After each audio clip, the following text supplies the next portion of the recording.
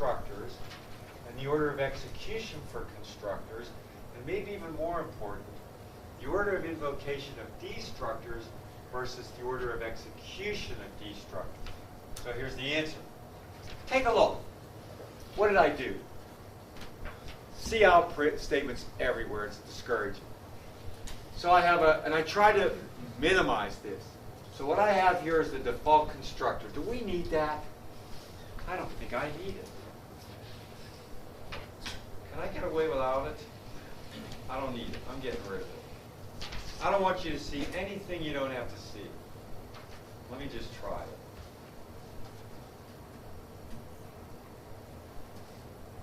Do I use that anywhere? Of course I don't. What else can I get rid of? Okay, so I've got a conversion constructor with an output statement, a sugar. Why did that get there? Who put that there? All right, I'll leave it there. I'll leave that there. A virtual destructor. We'll come back to that. A print. I don't know what that's doing there. I should have gotten rid of that. I don't know if I need that. Do you care? Get name? I mean, this is complicated. Where's main? Yeah. You know, if we don't do the print, I don't need that. I'd like to just, my point here has nothing.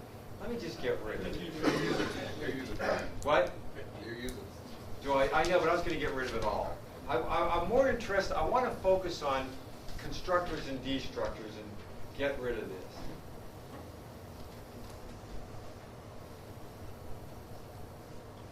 I just want to keep this as simple as we can.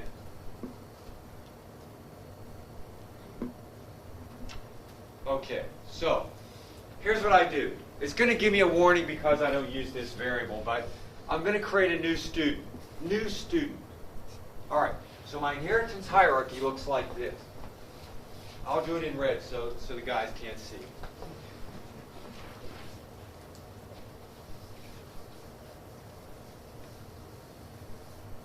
So I've got person,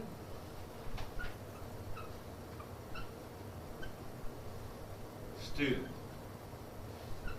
So I say, give me a new student. First thing I do is I call the invocation, another word for call. But if you say invocation, it just sounds so much more important, doesn't it? Okay, so what do I invoke? Okay, I call the conversion constructor in student. There it is. What's the first thing I do then? Yes, I call the conversion constructor for person. So the invocation order is student, and then I go up to person. So I go up to person, and what do? I go up to person, and I build. So I build from the top down. So I'm building top down. So I execute. I'm talking about execution now. I execute the constructor in the base class first, and then I execute the constructor in the derived class. So the first thing I'm going to see is person convert. So here's my output. Here's my output. Person convert, and then student convert.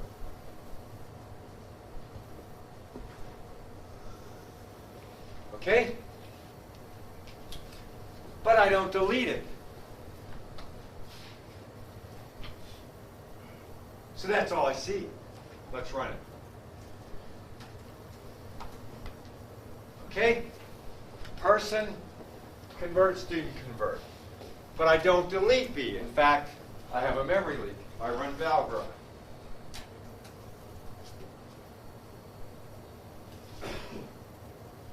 Okay, so I have things I'm still pointing to. Okay, so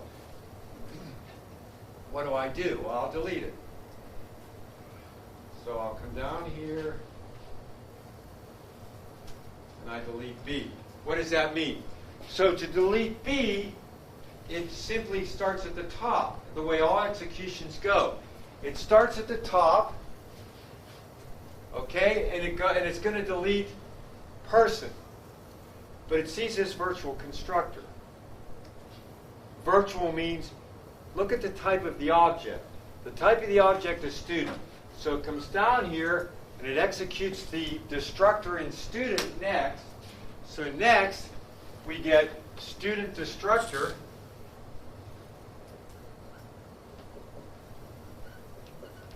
And then it pops back up and does person destructor. So the invocation order is it invokes the destructor in the base class first, and then the one in the derived class, and then the execution is bottom up. So it builds top down and deletes bottom up.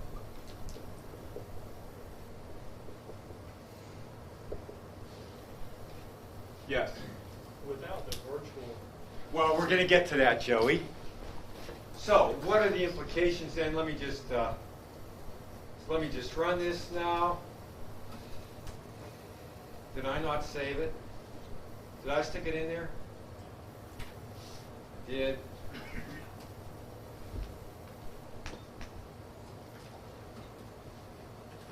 Okay. Now, Joey wants to ask about the destructor. So, let's go to that.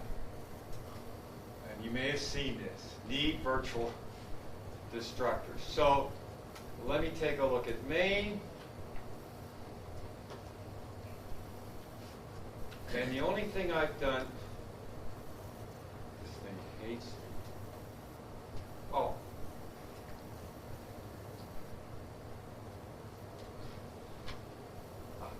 Fine. Okay, so what I've done is, I've gotten rid of, now this is a non-virtual destructor, okay? So I'm going to come down here, and I even added, just because I wanted to make this a little more meaningful, I put in here a pointer that I allocate space for in student. Oh.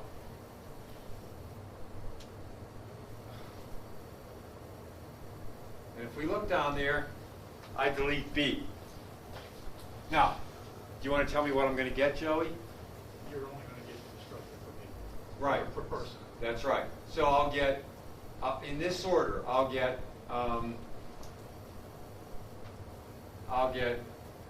person construct, I'll get person convert, student convert, and then I'll get person destructor, and that's all. Okay? This is a kind of famous memory leak. There's got to be an item about this. Okay, so what happens? I get the person convert, I get the student. So I'm building top down, like I said. So I'm building top down, and I should be destroying bottom up, but I'm not calling the destructor in the derived class. In fact, I'll bet I got a warning. Watch. I got a warning. Warning. Base class, class person has a non-virtual destructor. That's G++. Let me do this with Clang.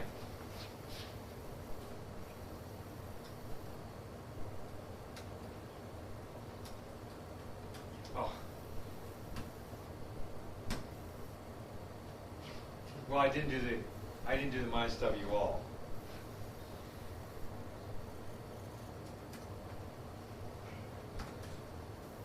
Clang. Wait a minute.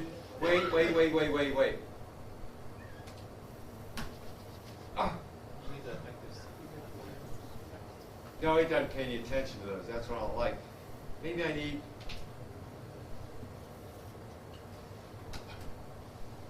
Clang sucks. Well, anyway, I should get a warning, because that's a leak. You see the leak. So what I need to do is come up here and make the, at least GCC gave me a leak, so let me get back up there. So much for Clang. So at least GCC gave me this warning. And really it's a memory leak. If I run this, you'll see. That's actually a memory leak.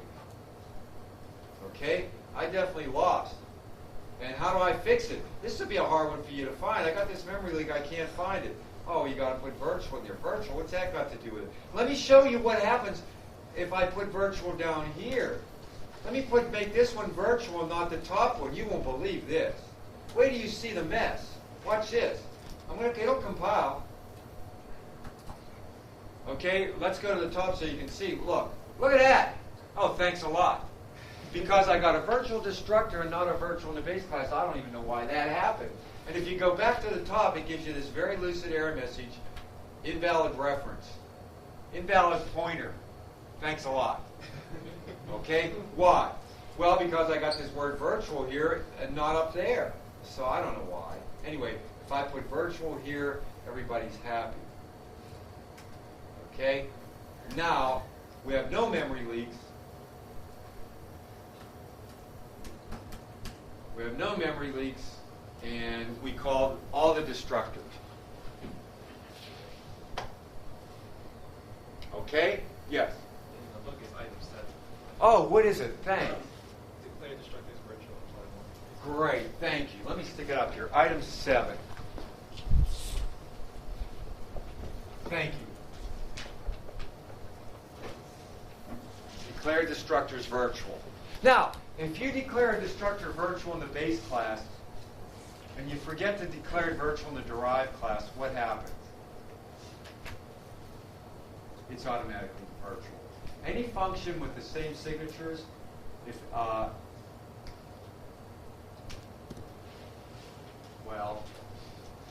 function that's virtual in the base class is virtual in the derived class, even if you don't put virtual there. Now I'm wondering if destructors cascade too. What does he say? Maybe he says in item 7. If he does, let me know, Casey. Okay, so what are the implications of this? All right, any questions about that first one? Yes.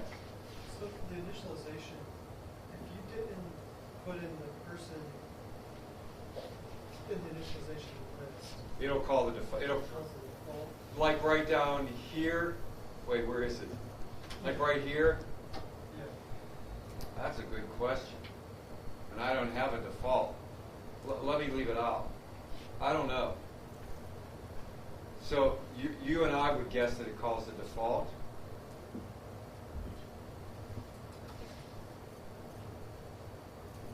Okay, so let me just put a default in here.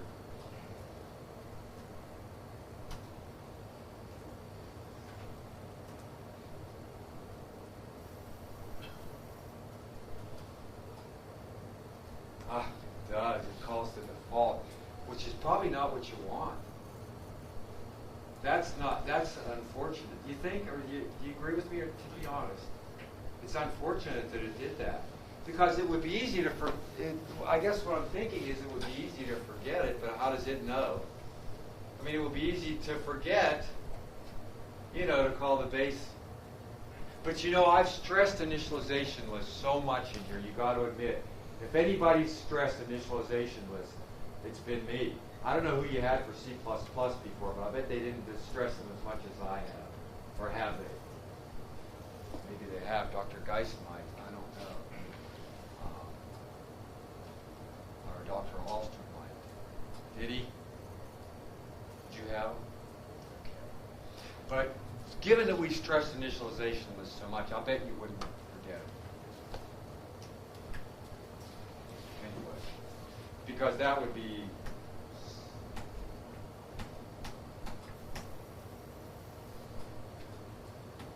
Any other? Yes. So given that, is there any way is there an override in C++ where I can say, I don't want that constructor call, I want to do something completely different? I'm going to try to guess it. Let me see. So you want to...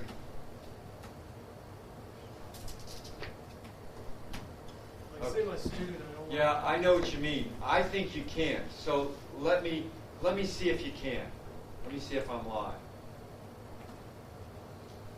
And I see what you're getting at. What you're asking me, is there any compiler directive that I could use to keep that subtle little, sneaky little thing from happening? This compiles. I hope that this will not.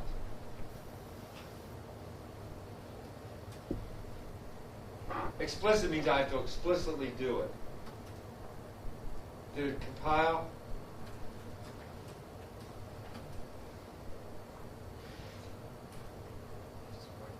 Well,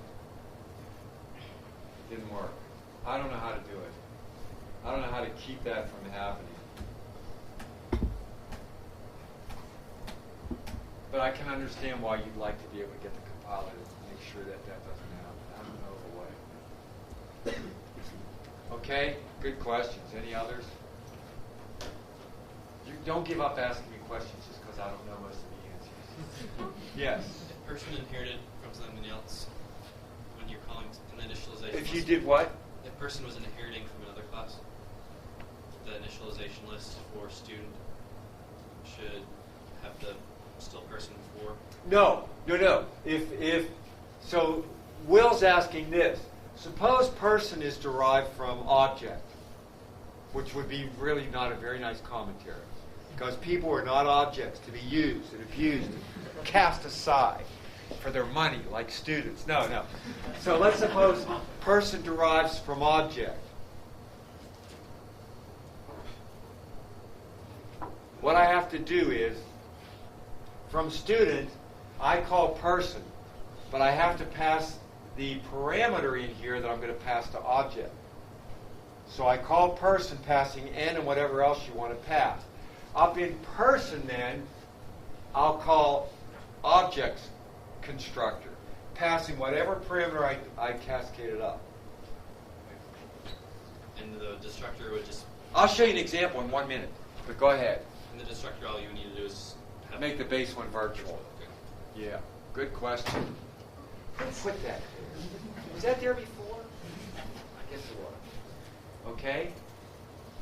Let me show you an example of this. Let me save this in the repo.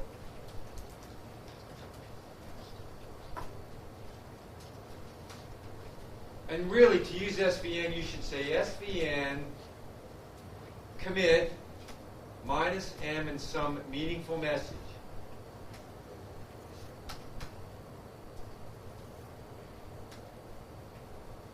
That's the way you should do SVN. However, I've aliased that so that I don't have to type that out because I'm so lazy. Okay, so let me just show you. So I was depressed because of my friend. And so what do I do when I'm depressed? I write code. Tell me I'm not a geek. So I decided to go ahead and write your program. So write a solution to your second project. So I've got these one-way sprites. I've got this cat. I've got to fix this cat. You see the problem with the cat? He's walking on the pier on the outside of the poles. This is not good. Okay? And there are a few roaches in there. But I wanted the cat not to go to past the end of the pier, so his behavior is kind of different. And then I wanted these bats. You know, I hate bats. I can't wait to start shooting them. So I'm going to make them rotate on command. So B makes that bat rotate. A makes them all rotate. Okay, just make them rotate. I don't like them anyway. So let me just keep making them rotate. I should put this constant. He's a slow rotator. So, what have I got here? I've got the two-way multi-frame sprite, the multi-frame sprite. I don't have any single-frame sprites, but that's okay. I didn't do my own sprites. Jordan Gestring drew everything but the cat and the roaches. Adam Hodges drew the cat and the roaches. And I'm getting dizzy being this close to this. This is kind of a rush, you know. Oh, well, anyway. So, what did I do? I wanted to modify the behavior of the bats to rotate, and I wanted to modify the behavior of the cat because I didn't want him to walk off the end of the pier. So what did I do? I decided to have bat derived from multi-sprite, and I'm just going to reuse all this stuff. Why is draw there? Oh, because I wanted to draw him rotating. Maybe I better show you cat. I don't want to get too much away here. Let me show you the cat. Okay. Oh, and I called him a two-way walking because it's not just the cat, but it's the roach. I wanted the roach to... Can anybody come up here and make this move? Never mind. I'll fix this in my GVIM. I'll fix it. Oh, but so I wanted the roaches to not walk off the end of the pier either. Let me track a stupid little roach. So I don't want them to walk off the end of the pier. So I have what I call a two-way walker, because they're walking on the pier. I don't know. It's probably a dumb nomenclature, but anyway. And so what am I doing over here? No draw. There's no draw. I never draw these things. Not true. If there's no draw here, how am I drawing them? Yes. Actually not. So this comes to your question, Will. Two-way walker derives from two-way multi-sprite. Two-way multi-sprite derives from drawable, I think. So it's 3 down. So you see, that means I have to pass parameters up, all the way up there. So if we look at and that's why I wanted to talk about this inheritance, actually what I'm doing right now.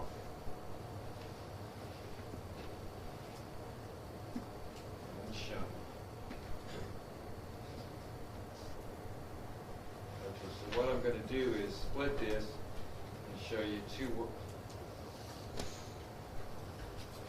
So here's the .cpp. So what I'm passing here is all I have to do is pass name to the sprite up there, the two-way multi-sprite, and it'll pass the parameters to drawable. Okay? So the first thing I do is call the constructor for drawable in there. So this was really easy to write, and this was easy to write. Notice how the first thing I do in all these constructors, look what I'm doing here. I'm calling the constructor for two-way multi-sprite passing this guy, because he's going to be able to do it. He knows how to build himself. Okay? And then I come down here. There's no draw here. I used the draw in one of the other classes, but I just changed the update. So all I do in the update is I change this upper bound, because I don't want the cat or the roaches to walk off the piers vertically, and I don't want them to do it this way either. So I just change these bounds in the XML. I read those from the XML. And just make sure that the cat doesn't go too far left, and that he's allowed to go all the way to the right. Same with the roaches. The roaches is a two-way walker. So I've simply used inheritance, and it was easy. But I have to remember to call the constructors, and then if I overload assignment, I also want to use the assignment operator in the base classes before I start assigning in the derived, obviously. Don't try to assign. So, do you know what I'm talking about here? It's too much talking. Too much talking. I'm almost done. I'm going to go to the review next. What I'm saying right now is if you overload assignment in a derived class, the first thing you want to do is use the assignment operator in the upper class, because you can't get at those variables. They're private. So you use that guy's assignment operator, just like I used. I'll show you an example because, I was real depressed. So I actually wrote another example because I wanted to make sure that my new framework would work for rotating sprites, and I also wanted to make sure it would work for. This is your third project. One of the things you're going to do in your third project, because I want you to learn how to use the sort routines. So there are find and sort routines in the standard template library. So what I've done is I've sorted those meteors on their size, and I've sorted them from low to high, and I'm drawing the smaller ones first, and the really small ones fall down back there. Like this one's going to fall down in the back. See? That one. See that one go in back of the green? And so it gives it the impression of 3D. Some people call that 2.5D. Dr. Levine said he thought that was 2.5D, but there's another face to it. See, this one's going to go, forget it. I also made them move slower. I made the ones in the background move slower because think about it, when you're in a car, you know that feeling you get of close? Okay, I'll shut up. Let's start reviewing. So, the framework should work for you pretty well that I've put in there. I've experimented, I've written code, I've tested it pretty thoroughly. I just didn't get it to you, but I will. questions about any of this or your project? Some of you are real good at asking questions, like admit. Anything? Okay. So, what are we going to review? Let me review for you then and make a list. So, you should look at the quizzes. The one quiz, I'm sorry, I wish I could have given you another one. First of all, put the quiz on your list. There was a lot on the quiz. I don't want to make this exam too long. But first of all, look at the first quiz. Secondly, be able to write anything for the string class. Any of those functions. And one of the ones that I didn't write is this one. There's a